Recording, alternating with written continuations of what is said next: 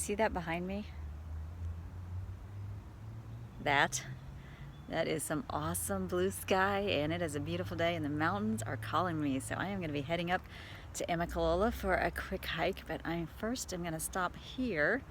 This little neat place is my local public library, and I'm going to duck in there real quick, and when I come out I will show you what I got. This is a state park pass in Georgia, and I recently learned that if you have a public library card, you can go to the library and check one of these out for 7 days. So I could hit a lot of parks in 7 days and definitely save a little bit of money. So if you're hiking on a budget, going to your library and getting the pass is a great way to go.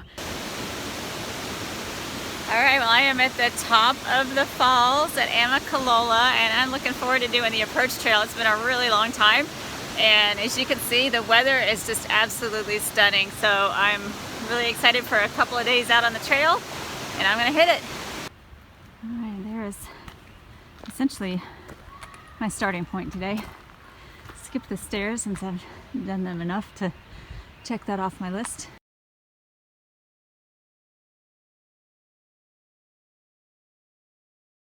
So this is where the trails diverge, and I plan right now to take the approach trail up to Springer probably, and then back down and camp at Black Gap Shelter, and then tomorrow come down the hike-in trail just to mix things up a little bit. And that's the plan, and hopefully all will go well. I am testing out a couple of new pieces of gear this trip. I've got a Garmin InReach Mini.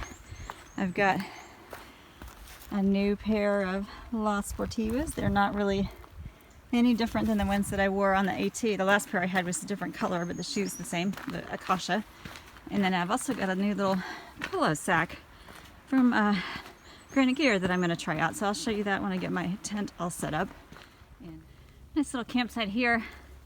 Only about 7/10 of a mile from where I started, but if somebody was getting a late start on the trail, especially if they went through the arch and did the stairs, that could be a nice place to stop for the night, just to be able to get a good rest and get a jump on things tomorrow. It is about midday, and you can tell from my breathing that I'm feeling the climb a little bit. I haven't had lunch yet, so my plan is to hike a little ways, find a nice spot, maybe on the top of a mountain if I can catch a view, have some lunch, and then continue on. I definitely need to get my trail legs back before I hit Maryland and southern Pennsylvania in a couple months. So I've been very, very lazy since I got back from hiking right before Thanksgiving. So got a lot of working out to do. Here is the next campsite. This is about mile 1.3 from where I started. I'm going to go ahead and stop and get my lunch and then head on. Lunch today is a cheese sandwich. I've got cheese, and I should have mayo, but somehow I forgot it. So that's what I get to eat, and some lovely Fritos. And then my other trail favorite, olives. These are amazing. Well, I just finished what I think is the steepest climb of the day, unless I go on to Springer after Black Gap. But found a rock with my name on it and just decided to sit and enjoy the sunshine, and there's a light breeze, so it's really nice out.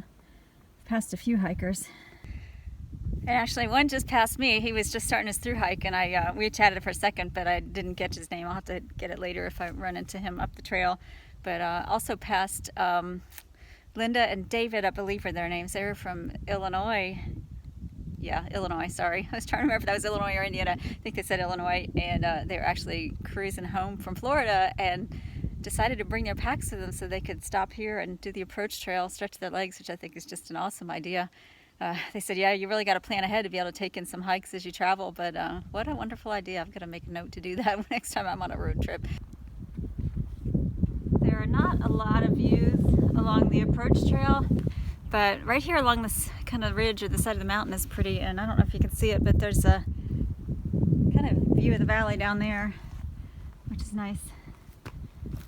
Don't even really need views on a beautiful day like this. It's just so nice to be out in the woods, enjoying the sunshine and the breeze.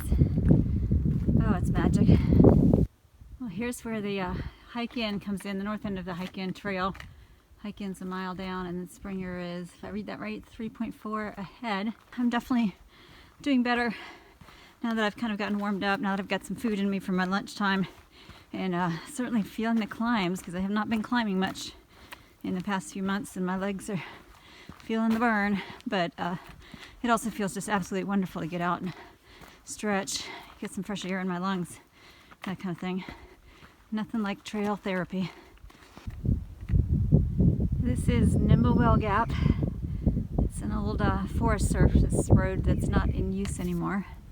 And that means that I've got one big climb and one big down between me and the shelter. And I just passed a gentleman who was laying down on the side of the trail resting. I felt bad for him because it's hot today and he was wearing all black and feeling pretty out of shape. He said he was concerned that he might not even make it as far as Black Gap Shelter, but I told him he had plenty of time. It's only about 2 o'clock and sunset doesn't happen until about 7:30, so I tried to give him some encouragement and just tell him to take his time and not apologize for being who he is. We're all got to be ourselves. We can't be anybody else. So, you know, if we're out of shape, if we're slow, that's what it is, and there's no need to apologize for it. If you don't like it, you work hard and you change it. So that's what he's doing. He's out here hiking, and you know, if he keeps with it, he's gonna drop a lot of weight and feel like a new person when he's done. So hopefully I'll see him at the shelter tonight and he'll be feeling a little bit better, and if not, I'll try to give him some more encouragement to keep him going. Now this hill may not look like much on video, but I'm standing here and I'm looking up and I can see how it would be pretty intimidating for somebody who's just starting the trail. Just stopped here for water. There's a nice little spring right down the hill, right down that way. It's a little bit steep, and I took a trekking pole. I'm glad I did. Would hate to slip and get hurt trying to get water. But there was a lovely couple here from New Zealand who are doing some hiking, doing training right now, and they're going to jump up the trail to Marion and start hiking north from there. And also another thru-hiker who's just starting today. So I'm on that part of the trail where I get to wish people well on their journeys. It's a lot of fun. Well, I did find a few rocks on the trail. Been navigating this a little bit, and there's a creek that crossed over just behind me. And not too bad, almost to the shelter.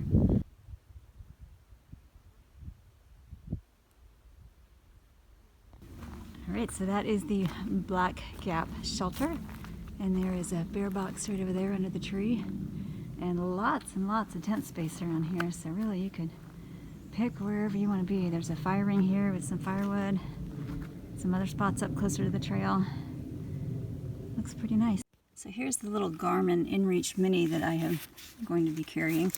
I just got it the other day, and you can see it's very small. It weighs 3.5 ounces, fits in the palm of your hand, much smaller than the regular InReach, and it also communicates with your phone via Bluetooth, so you can send and receive messages, which is a nice feature. You can do preset messages like I'm in camp or running late, and you can also send messages that you type out on your phone. And there's several different service plans. I'm starting with the basic plan, which is only like $12 a month, just to test it out, and then once I get a feel for how much I'm going to be using it, I will upgrade. So this is the little pillow sack I got from Granite Gear. It's fleece on one side, nylon on the other. Has a drawstring, and it did all right. Didn't sleep great on it, so I think it's probably better as maybe a secondary pillow, backup pillow, knee pillow, versus a primary pillow. I think the air pillow is a lot more comfortable than this one. Well, it is about 8:45 in the morning, and I had a lovely evening yesterday, and great morning this morning, hanging out and socializing. I actually decided not to go up to Springer because I was a little tired. The guy in the tent next to me who didn't stick his head out, so I hadn't even met him, but apparently he was not feeling well, and he spent the night coughing, which meant that I kept waking up and tossing and turning, unfortunately. But I felt bad for him starting the trail and not feeling well. So anyway, I just decided to get up and slow roll it a little bit, hang out with my new friends. Met Phil and Carolina from New Zealand, and Bill from Philly, and Race, who's from most recently out west. And Bill and Race are starting their through hikes, and Phil and Carolina are just training, and they're going to jump up to Marion and start hiking up there. So it was really cool just talking about adventures and experiences and what's to come for them and for me. And so it was really just nice time hanging out with my favorite people, trail people. So I'm heading back now. I'm going to get some water in a little bit Then I'm going to head down the hike-in trail, which is a little bit longer, better views than the approach trail, and also goes by the hike-in, which is an off-grid little place for folks to stay. And a lot of people like to take the hike up from Amicalola. It's about 5 miles, and spend the night there, and then hike back out. It's a nice little overnight trip. So I'm going to just duck in there, take a look around, and be on my way. I did a video a couple weeks ago on hiking with Raynaud's syndrome, and if any of you have it, you can relate to this. It's a beautiful morning, about 60 degrees out, and my big toe is numb, completely numb. It's making it kind of hard to walk, but I know it'll get warmed up as I go and it'll get better. But just one of the challenges of working through that little syndrome, but it's not going to stop me. That tree looks almost like you could just push it over and it would fall right down the mountain, but looking up, I wonder if that other tree that's leaning on it is helping to hold it up. Here's the little creek where I got water yesterday. I call it a creek. It's actually a spring coming out of the mountains. I could probably drink without treating my water, but I'm in the habit of filtering. I always do, so I will go ahead and filter this morning. But there's nothing like some mountain spring water.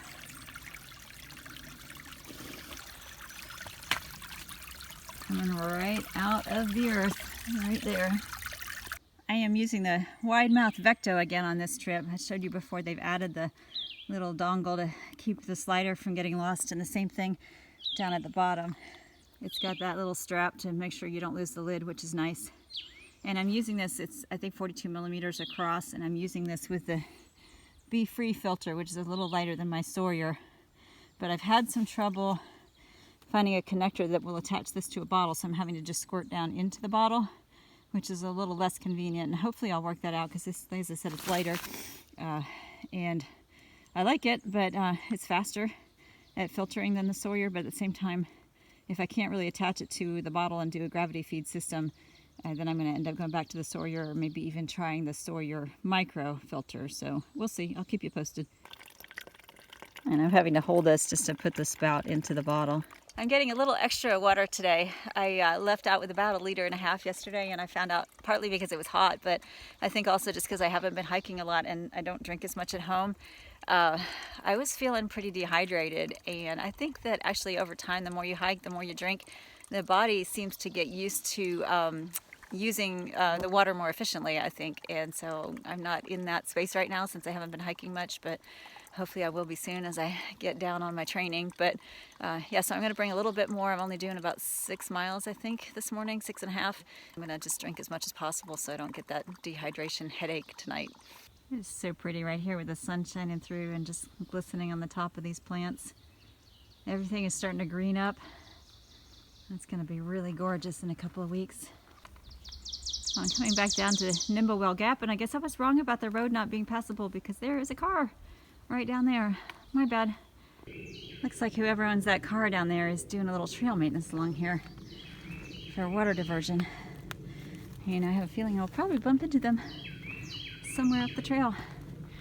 I always appreciate when people get out and do the hard work that makes these trails nice for all the hikers.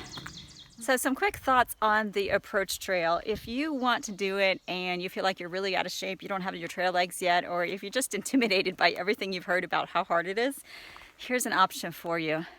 You could stay in the park, and there's several options for staying at Amicalola. You could stay in the lodge for one last night of semi-luxury. You could rent a cabin or stay in a tent site, or you could even stay for free in the Max Epperson shelter, which is just kind of almost right behind the Welcome Center. So you go through the arch and not even 1/10 of a mile, I don't think, to that shelter, and you can stay there for free. And the reason I say that is that you could do that and do the stairs without a pack, take the approach trail up to the stairs, and then you could either come down the stairs again or take one of the side trails back down to the visitor center. Do that the first day and then get a good night's sleep, and then start up the approach trail from the top of the falls the next day. And that breaks it up a little bit, gives you a chance to kind of get acclimated to the trail, and also gives you a chance to do the whole approach trail without feeling like you're really killing yourself. So just a thought if you're a little intimidated and unsure about how to tackle that one. Well, I'm back at the fork in the woods. The hike-in is off in that direction, and the approach trail is back there behind me on the Blue Blaze Trail. I've talked a lot in the past couple days, so I'm going to go ahead and wrap up my approach trail video right here, and I will do a separate video of the hike-in trail for anybody who's curious. Just watch for that next week. So I'll wish you happy hiking, and if you haven't subscribed already, please do, and click the bell to get notified whenever I post videos, which is usually on Friday afternoon. Take care.